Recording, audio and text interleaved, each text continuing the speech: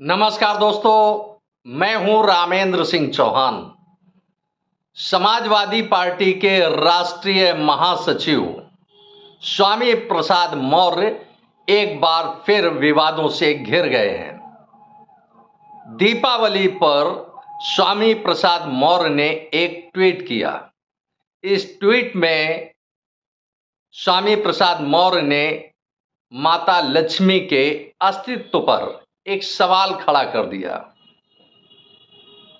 स्वामी प्रसाद मौर्य ने अपने ट्वीट में कहा कि किसी भी देश में, दुनिया भर में कोई भी बच्चा जन्म लेता है तो उसके दो आंखें होती हैं, दो कान होते हैं, नाक होती है, मुंह होता है, पेट होता है, पीठ होती है, दो हाथ होते हैं, दो पैर होते हैं। लेकिन दुनिया में अभी तक कहीं भी कोई ऐसा बच्चा पैदा नहीं हुआ, यानी उसका जन्म नहीं हुआ, जिसके असंख्य हाथ हों, यानी 10, 20, 25, 50 या 1000 हाथ हों। ऐसा दुनिया में कहीं कोई बच्चा पैदा नहीं हुआ।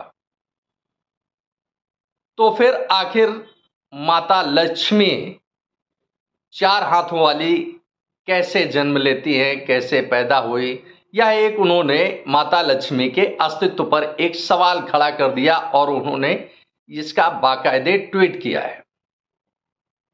इतना ही नहीं, समाजवादी पार्टी के राष्ट्रीय महासचिव स्वामी प्रसाद मौर्य ने यहां तक कहा कि यदि आपको लक्ष्मी माता की, लक्ष्मी देवी की पूजा करनी है तो अपनी पत्नी की पूजा करें, उसका सम्मान करें, क्योंकि वह आपके घर परिवार को संभालती है, बच्चों का, परिवार का अच्छे ढंग से भरण पोषण करती है। लिहाजा पत्नी का सम्मान करें, उसकी पूजा करें। अपने इस ट्वीट के साथ स्वामी प्रसाद मौर्य ने अपनी पत्नी का चित्र भी पोस्ट किया है, जिसमें स्वामी प्रसाद मौर्य अपनी पत्नी का आदर सम्मान करते दिख रहे हैं। महिलाओं का आदर सम्मान होना चाहिए, इसमें कोई शक नहीं है, क्योंकि घर परिवार में गृहिणी या पत्नी बहुत व्यवस्थित ढंग से घर परिवार को चलाती है, संचालित करती है, इसमें कोई शक नहीं है। लेकिन जिस तरह से समाजवादी पार्टी के राष्ट्रीय महासचिव ने माता लक्ष्मी के अस्तित्व पर एक बड़ा सवाल खड़ा कर दिया, यह राजनीतिक हलकों से लेकर सामाजिक क्षेत्र में एक खलबली मचा दी, या यूं कहें कि राजनीति में एक बवंडर खड़ा कर दिया। स्वामी प्रसाद मौर्य अक्सर अपने विवादों के कारण घिर जाते हैं और वह उनका बयान, उनकी टिप्पणी, उनकी पोस्ट विवादों में रहती है। सामाजिक स्तर पर जो उसके प्रभाव होते हैं वह तो दिखते ही है।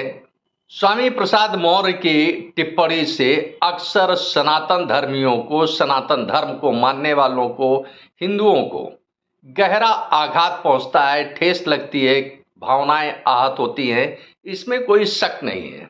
न्यायालय ने स्वामी प्रसाद मौर्य को हिदायत भी दी कि अपनी टिप्पणी में मर्यादा का ख्याल रखें, और उनको हिदायत दी कि बोलने से पहले, यानी अपनी टिप्पणी देने से पहले वह विचार करें कि वह क्या कह रहे हैं। इसके बावजूद समाजवादी पार्टी के राष्ट्रीय महासचिव स्वामी प्रसाद मौर्य के अपने व्यवहार में, उनकी टिप्पणियों में, उनके कथन चलन में कहीं कोई बदलाव नहीं दिखता है। एक बार फिर दीपावली के मौके पर उन्होंने बवाल खड़ा कर दिया है राजनीतिक क्षेत्र में, या यूं कहें कि राजनीति में एक बवंडर खड़ा कर दिया है स्वामी प्रसाद मौर्य ने। तो अब आइए देखते हैं कि इसके नफा नुकसान क्या होते हैं। सनातन धर्मियों को तो आहत करते ही है, सनातन धर्मी आहत होते हैं, उनके दिल को चोट पहुंचती है।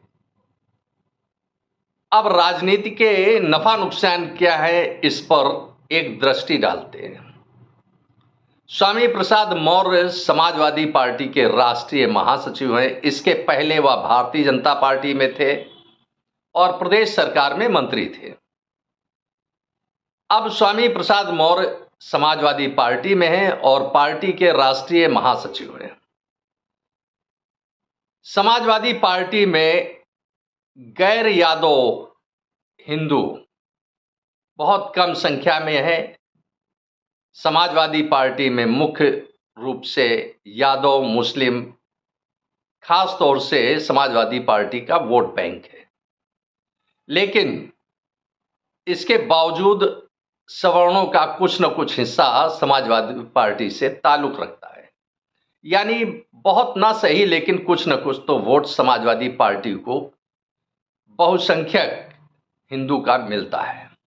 लेकिन समाजवादी पार्टी के राष्ट्रीय महासचिव स्वामी प्रसाद मौर्य जिस तरह से हिंदू देवी देवताओं का अपमान करते हैं, सनातन धर्म का अपमान करते हैं और सनातन धर्म पर वह लगातार टिप्पणी करते रहते हैं, तो क्या इसका खामियाजा समाजवादी पार्टी को नहीं भुगतना पड़ेगा? इसी के साथ एक बड़ा सवाल उठता है कि समाजवादी पार्टी के मुखिया, समाजवादी पार्टी के अध्यक्ष अखिलेश यादव स्वामी प्रसाद मौर्य की टिप्पणी पर खामोश रहते हैं। तो इससे साफ जाहिर होता है कि अखिलेश यादव की सह पर या अखिलेश यादव ने एक तरह से स्वामी प्रसाद मौर्य को सनातन धर्म को बदनाम करने का एक एजेंडा सौंप रखा है। हालांकि अखिलेश यादव कभी भगवान परशुराम का मंदिर बनवाने की बात करते हैं, कभी अन्य देवी देवताओं का मंदिर बनवाने की बात करते हैं और हिंदू धर्म में अपनी आस्था समय समय पर व्यक्त करते रहते हैं। लेकिन जिस तरह से समाजवादी पार्टी के राष्ट्रीय महासचिव स्वामी प्रसाद मौर्य हिंदुओं पर और सनातन धर्म पर टिप्पणी करते रहते हैं, प्रहार करते रहते हैं, आघात पहुंचाते रहते हैं, तो इससे क्या समाजवादी पार्टी का वोट बैंक मजबूत होगा? यह एक बड़ा सवाल उठता है। इतना ही नहीं, अब जब समाजवादी पार्टी के राष्ट्रीय महासचिव स्वामी प्रसाद मौर्य हिंदुओं को या सनातन धर्म को आघात पहुंचाते हैं, ठेस पहुंचाते हैं, तो निश्चित रूप से जो हिंदुओं का यानी गैर यादव हिंदुओं का जो वोट समाजवादी पार्टी को मिलता है वह छिटक जाएगा। और 2024 में लोकसभा चुनाव होने हैं, तो ऐसे में जाहिर सी बात है कि यह फर्क लोकसभा चुनाव पर दिखेगा। दूसरे नजरिए से देखें तो स्वामी प्रसाद मौर्य जिस तरह से टिप्पणी करते हैं सनातन धर्म के खिलाफ, वह कहीं समाजवादी पार्टी के लिए गड्ढा तो खोदने का काम नहीं कर रहे हैं। इसी के साथ एक अन्य सवाल उठता है कि समाजवादी पार्टी के राष्ट्रीय महासचिव स्वामी प्रसाद मौर्य कभी भारतीय जनता पार्टी में रहे हैं, प्रदेश सरकार में मंत्री रहे हैं और स्वामी प्रसाद मौर्य की निकटता भारतीय जनता पार्टी के पूर्व राष्ट्रीय अध्यक्ष और गृह मंत्री अमित शाह से खास है। तो कहीं ऐसा तो नहीं कि स्वामी प्रसाद मौर्य भारतीय जनता पार्टी के एजेंट के रूप में काम कर रहे हों? तो एक तरफ तो अपने बयानों से वह समाजवादी पार्टी के लिए गड्ढा खोद रहे हों, यानी उसका वोट बैंक खो रहे हों, तो वहीं दूसरी तरफ जो हिंदू यानी गैर यादव हिंदू जो समाजवादी पार्टी से नाराज होगा, वह जाहिर सी बात है कि भारतीय जनता पार्टी में जाएगा। तो इस तरह से स्वामी प्रसाद मौर्य कहीं न कहीं समाजवादी पार्टी के खिलाफ ही काम कर रहे हैं समाजवादी पार्टी में रहते हुए, जिसका सीधा लाभ भारतीय जनता पार्टी को मिलेगा। दूसरे शब्दों में यह कह सकते हैं कि भारतीय जनता पार्टी कहीं स्वामी प्रसाद मौर्य को एक हथियार के रूप में तो इस्तेमाल नहीं कर रही है, या यूं कह सकते हैं कि भारतीय जनता पार्टी के एजेंट बन गए हैं स्वामी प्रसाद मौर्य। यह एक बड़ा सवाल उठता है, क्योंकि जिस तरह से पूरे परिदृश्य में दिख रहा है कि स्वामी प्रसाद मौर्य चाहे रामचरितमानस को लेकर हो या माता लक्ष्मी को लेकर हो, जो टिप्पणियां की वह हिंदू धर्म, सनातन धर्म और खास तौर से हिंदू प्रेमियों को आहत करने वाली है। भले ही इसके पीछे स्वामी प्रसाद मौर्य का कोई भी तर्क हो, लेकिन सामान्य तौर पर हिंदू आहत होता है और जिसका खामियाजा समाजवादी पार्टी को भुगतना ही पड़ेगा लोकसभा चुनाव में, और इसका लाभ मिलेगा भारतीय जनता पार्टी को।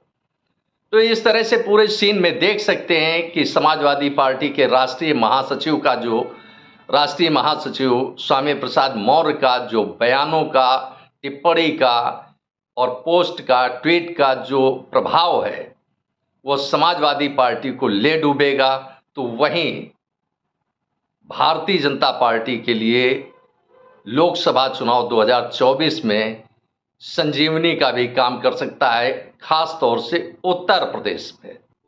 आपने इस वीडियो को देखा, आपको यह वीडियो कैसा लगा कमेंट बॉक्स में हमें अवश्य बताएं। वीडियो को शेयर करें।